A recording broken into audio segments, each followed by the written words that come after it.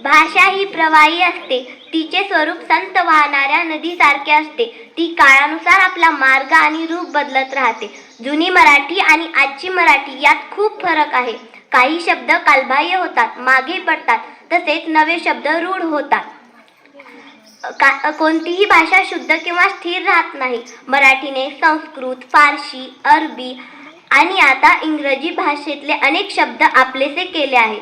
त्यापैकी स्वदेशी पण परप्रांतीय भारतीय शब्द आणि परकीय किंवा विदेशी शब्द जे मराठीने स्वीकारले आणि इतके आपलेसे केले की ती मूळ मराठी शब्द वाटतात. किती गमत आहे नाही. पाहुयात काही परप्रांतीय भारतीय शब्द. कानडी भाषेतून मराठीत आलेले शब्द. अण्णा, ताई, अडकित्ता, भाकरी, तूप, गुडी, किल्ली एवढेच नाही तर गुंडी, शिकेकाई हे शब्द सुद्धा कानडीच आहेत. आहे की नाही गंमत? थांबा अजून आहेत.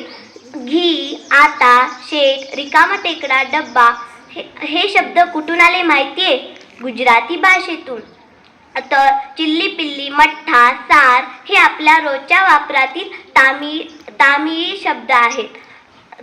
तर करोड,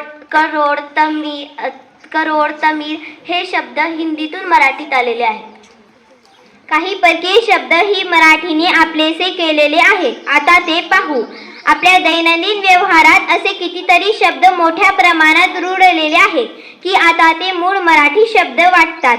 उदाहरणार्थ table, paper, mark, number, sir, madam, office, bus, railway, ticket, doctor, parcel, post, dress, pant, button हे इंग्रजीतून आलेले शब्द मराठीने स्वीकारले आहेत.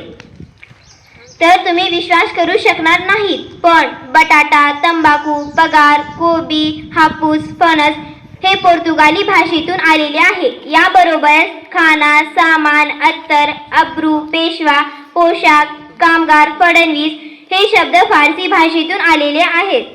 तर अर्ज, इनाम, हुकूम, मेहनत, जाहीर, साहेब, मालक, मकान, मंजूर हे अरबीतून आलेले शब्द मराठीने स्वीकारले आहेत. या शब्दामुळे मराठी भाषेच्या शब्दसंपत्तीत भरच पडली आहे. आहे ना गंमत? धन्यवाद.